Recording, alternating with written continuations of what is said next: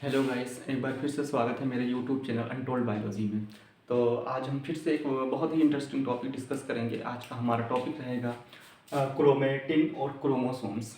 अब बहुत ज़्यादा ये कंफ्यूजिंग वाला टॉपिक रहता है कि क्रोमेटिन क्या है और क्रोमोसोम्स क्या है, इनमें डिफरेंस क्या है या इसमें कोई सिमिलरिटी जो है वो क्या है।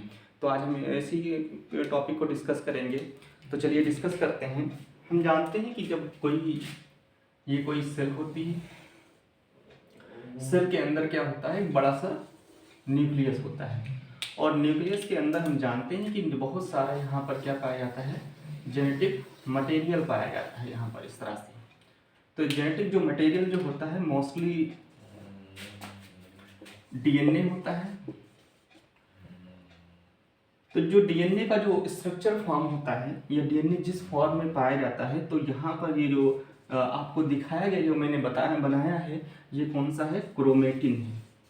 क्रोमेटिन थ्रेड के फॉर्म में यहाँ पर ये डीएनए पाया जा रहा है। अब हम यहाँ पर एक दूसरी सेल बनाते हैं। तो दूसरी सेल यहाँ पर हमने एक बनाया, ड्रॉ किया इसको, और यहाँ पर एक सेल है। सेल के अंदर क्या पाया जाता है, एक बड़ा सा न्यूक्लियस पाया जाता है। और न्यूक्लियस के अंदर जब हम देखेंगे तो यहाँ पर क्या पाए जाते हैं, ये जो डीएनए है, अभी हमने बताया कि जो मोस्टली जो जेनेटिक मटेरियल जो पाया जाता है वो डीएनए होता है। तो डीएनए जब देखेंगे, इस तरह से हमने डीएनए बना दिया। तो ये वाली जो कभी कभी क्या होता है, सेल में आपको क्रोमेटिन थ्रेड देखने को मिलेंगे और कभी कभी आपको सेल के अंदर क्रोमोसोम्स देखने को मिलेंगे। तो ये कब देखने को मिलेंगे, इस बात को हम डिस्कस करते हैं। जब हम देखते हैं कि जब सेल क्या होती है, आई फेज में होती है, या कह सकते हैं इंटरफेज में होती है। इंटरफेज एक ऐसी फेज होती है जहां पर क्या होती है, सेल डिवाइड नहीं कर रही होती है, रेस्टिंग फेज में होती है। तो जब सेल रेस्टिंग फेज में होगी तो वहां उस समय उस सेल के अंदर पाया जाने वाला जो जेनेटिक मटेरियल जो होगा वो किस फॉर्म में होगा, क्रोमेटिन थ्रेड के फॉर्म में होगा। अब हम बात करते हैं कि ये वाली जो क्रोमोसोम्स कब हमको दिखाई देते हैं।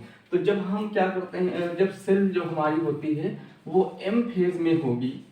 इस फेज में, एम फेज में, एम फेज का मतलब होता है मल्टीप्लिकेशन फेज, डिवाइडिंग फेज। जब सेल डिवाइड करने वाली होगी तो सेल के अंदर पाया जाने वाला जो जेनेटिक मटेरियल जो होगा वो एक ऑर्गेनाइज्ड फॉर्म में, या एक कह सकते हैं कि ऑर्गेनाइज्ड स्ट्रक्चर में कन्वर्ट हो जाएगा। इस ऑर्गेनाइज्ड स्ट्रक्चर को क्या कहते हैं, क्रोमोसोम कहा जाता है। तो गाइस क्लियर हो गया होगा कि हमने जो भी बताया है यहाँ पर, जो कंसेप्ट है हमारा, कि जब क्रोमोसोम और क्रोमेटिन दोनों ही क्या होते हैं, एक ही चीज होते हैं, डीएनए के बने होते हैं। मगर ये कहाँ पर ये डिफरेंस इसमें कहाँ पर होता है, इनका स्ट्रक्चर डिफरेंस होता है। हमने बताया कि जब आई फेज में सेल होगी, सेल डिवाइड नहीं कर रही होगी, रेस्टिंग फेज में होगी, तो उस समय वहां पर पाया जाने वाला जो जेनेटिक मटेरियल डीएनए होगा वो किस फॉर्म में होगा, क्रोमेटिन थ्रेड के फॉर्म में होगा। क्रोमेटिन थ्रेड के फॉर्म या एक ऐसा फॉर्म होता है, अनऑर्गेनाइज्ड फॉर्म होता है, ये उलझा हुआ स्ट्रक्चर होता है, अनऑर्गेनाइज्ड। यहाँ पर ऑर्गेनाइज्ड नहीं है स्ट्रक्चर। जब यही सेल क्या करने वाली होगी, डिवाइड करने वाली होगी, डिवाइड का मतलब एक सेल से दो सेल बनने वाली होंगी, तो यहाँ का जो ये क्रोमेटिन थ्रेड जो है वो किसमें कन्वर्ट हो जाएगा, एक ऑर्गेनाइज्ड स्ट्रक्चर और एक डेफिनिट शेप में कन्वर्ट शेप में ये जो जेनेटिक मटेरियल कन्वर्ट हो जाएगा। उस स्ट्रक्चर को, जिस स्ट्रक्चर में कन्वर्ट होगा, उस स्ट्रक्चर को क्या कहा जाता है, क्रोमोसोम्स कहा जाता है। तो गाइस हमने जो भी बातें बताई हैं, जो भी कंसेप्ट मैंने बताया वो आपको समझ में आ गया होगा। एक बार फिर से मैं रिवाइज किए दे रहा हूँ। यहाँ पर जो हमने बातें बताई हैं, जब सेल आई फेज में होगी या इंटर फेज में होती है तो वहाँ पर हमको क्या देखने को मिलता है, क्रोमेटिन जो जेनेटिक मटेरियल जो होगा वो क्रोमेटिन थ्रेड के फॉर्म में मिलेगा। जब वही सेल क्या करने वाली होगी, डिवाइड करने वाली होगी, तो डिवाइडिंग फेज में क्या होता है, जो क्रोमेटिन थ्रेड या डीएनए जो पाया जाता है वो एक ऑर्गेनाइज्ड स्ट्रक्चर में कन्वर्ट हो जाएगा। उस ऑर्गेनाइज्ड स्ट्रक्चर को क्या कहा जाता है, क्रोमोसोम्स कहा जाता है। इस कंसेप्ट को थोड़ा एक एग्जाम्पल के तौर पर हम समझ सकते हैं। हम जानते हैं कि जब सेल क्या होती है, डिवाइड नहीं करने वाली होती, रेस्टिंग स्टेज में होती, तो उसका जेनेटिक मटेरियल जो होता है वो कैसा होगा, क्रोमेटिन थ्रेड के फॉर्म में होगा। अब यहाँ अगर यही स्टेज क्रोमेटिन थ्रेड यहाँ पर जो मल्टीप्लिकेशन वाली फेज में पाई जाए, तो आप जानते हैं कि ये एक अनऑर्गेनाइज्ड फॉर्म होता है। इस अनऑर्गेनाइज्ड फॉर्म को आप एग्जैक्ट दो पार्ट में डिवाइड नहीं कर सकते हैं, क्योंकि ये अनऑर्गेनाइज्ड फॉर्म है। तो हमको क्या करता है, जब सेल डिवाइड करते हैं तो वहां पर जो डीएनए जो होता है वो एग्जैक्ट बराबर एग्जैक्ट इक्वल अमाउंट में उसका डिस्ट्रीब्यूशन होना चाहिए, डिवीजन होना चाहिए।